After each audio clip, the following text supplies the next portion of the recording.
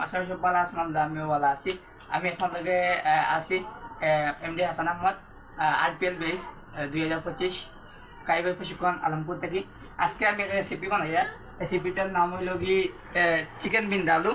এটা আমরা ফার্স্ট টাইমে পেঁয়াজ ব্লেন্ডার করছি, রসুন ব্লেন্ডার করছি, পাঁচফোড়ন দিছি, গরুর মশলা দিছি, এরপরে আপনার যে এভরিথিং কয়েকটা মশলা আছে, যেমন পাঁচফোড়ন, গরুর মশলা, জিরা, এভরিথিং দিছি। চিকেন বিন্দালুটা যারা খাইবা কইবা আলহামদুলিল্লাহ অনেক ভালো হয়েছে। আর বিভিন্ন সময় আমি সময় স্বল্পতার কারণে বিদ্যুৎ যেতাম পারি না। ইনশাআল্লাহ মাঝে মধ্যে আপনার আমি বিদ্যুৎ আইমু।